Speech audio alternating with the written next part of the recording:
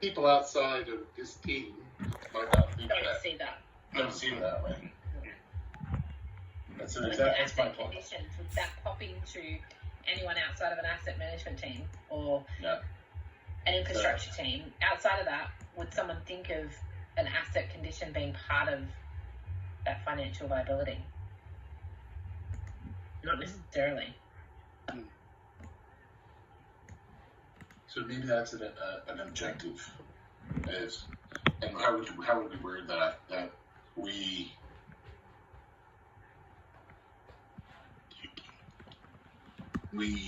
understand the condition of our assets and actively manage them to ensure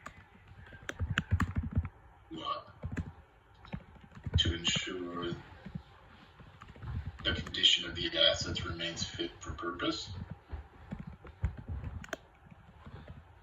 Because I'm looking for things.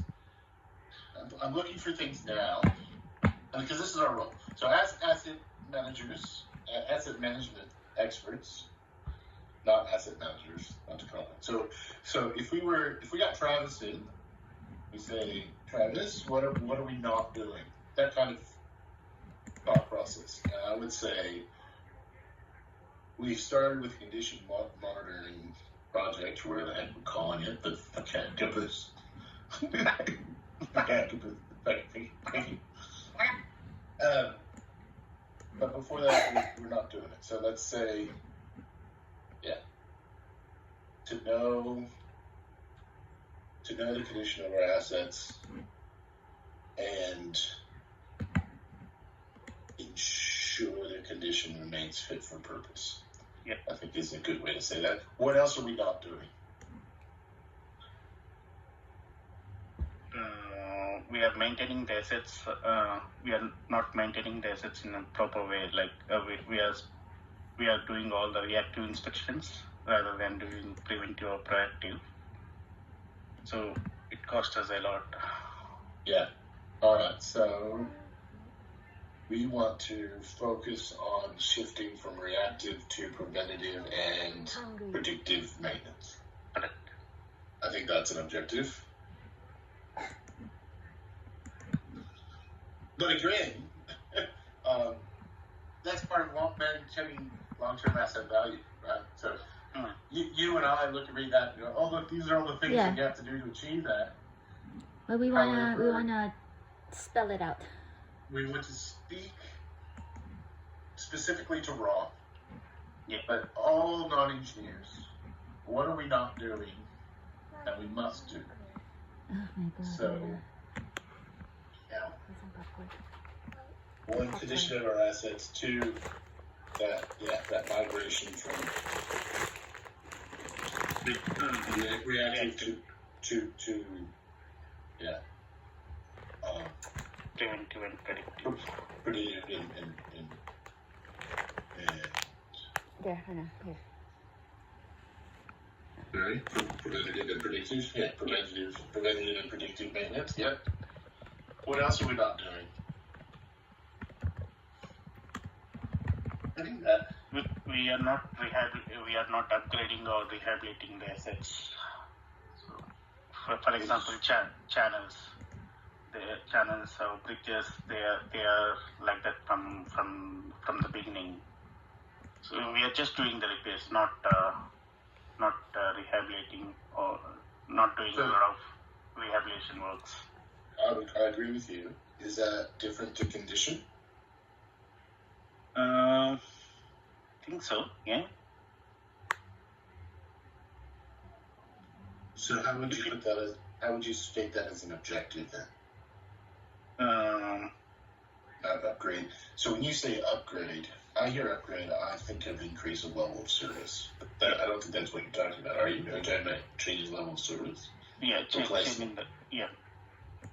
Could be meeting level of service.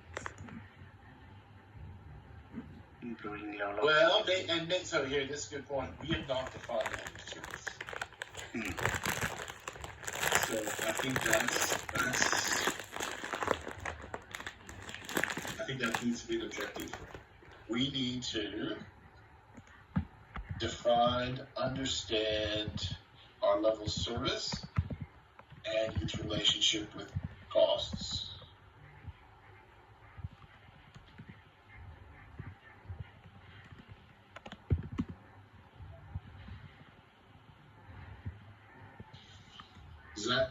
Does that include what you're saying, Ajay? Yeah. All right, so there's 3 objectives.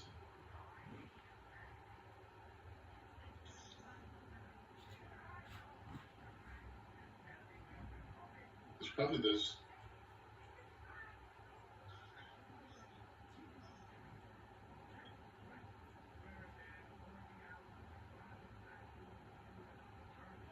And maybe even that one too. Well, we've got risk in there.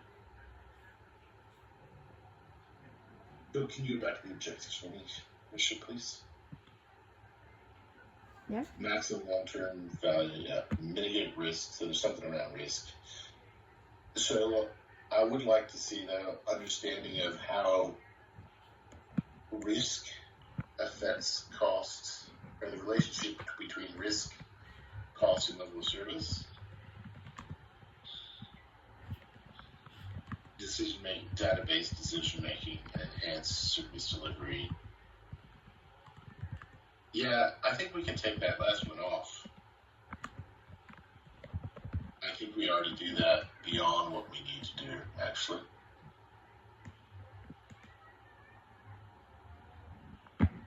Lorraine's distracted because I know she would give us an arky remark there. Yeah, Pronto's annoying me. I've probably gone into the wrong view. I reckon I'm in the new view, not the old view, and it's killing me. Condition, level of service. There's the third one. Understand condition of our assets, preventive and predictive maintenance. Define and understand level of service, relationship with cost, relationship. Yeah. So we've got maximum long-term value. Yeah, that's definitely an overarching one. Mitigate risk, manage risk, improve decision making. And then if we add, those are the 3, we'll have 6. And maybe I don't know how many like unplanned outages or disruptions we have, but if we have too many disruptions or too many unplanned outages in delivering the water, maybe it's one of our objective to minimize the disruptions. We already do that. We've got Wi-Fi delivered on time and on full. Okay. So we're already managed that actively. Okay. Yeah. And I agree with you, but I don't think it needs to be an objective because Okay. Yeah.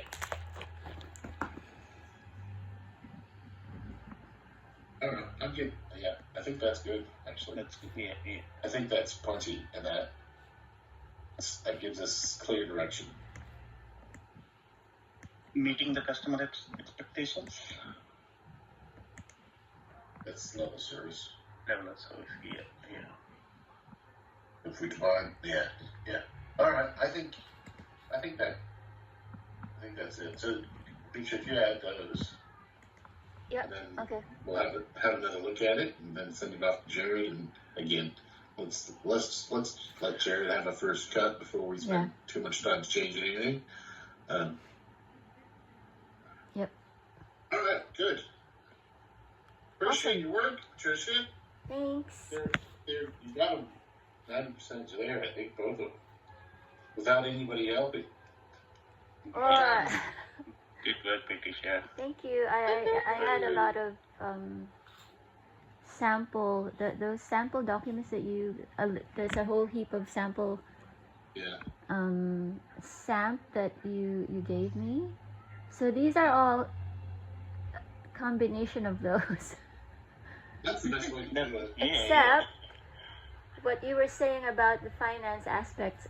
I could not understand that aspect and how I could incorporate those in this. We'll leave that out. So that's why it made it really easy when you said you separate those.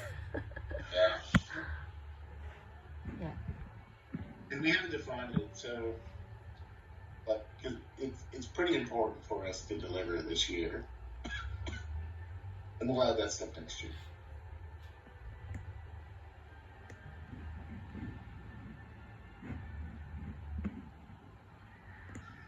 All right. Yeah. I feel that. That's good. I feel really good about all that now. Okay, I'll add those objectives, highlight the executive summary, and send it to Jared. And send the MSAP. Yeah, send both. So once I send these two, Jared's got 3 documents that I've sent him.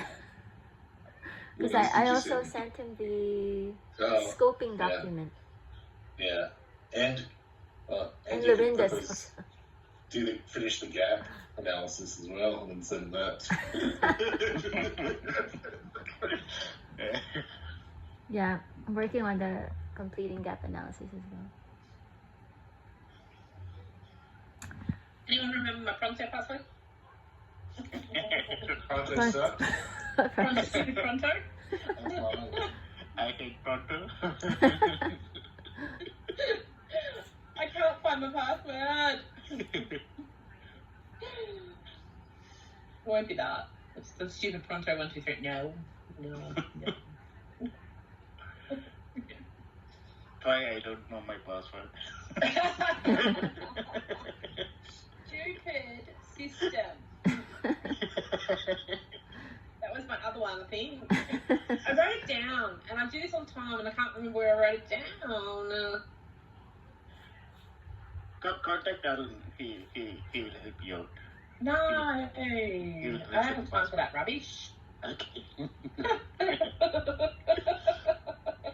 I just need to get a PO done. And I went in, and Auto remembered me, but I went into the new Pronto version, and I like the Thin client. And going into Thin client, it's not automatically saved to my password. And I went into my passwords, and it's not in my saved passwords. So how did the other one actually let me in? Is my real question. I've written it down. It's got to be in one of my books. Scott, is there any chance can we inspect Winterworks on Tuesday just for 1 hour? Yeah, we can go there and just have a look what's happening. Yeah, we definitely won't be in the office. That's a good idea.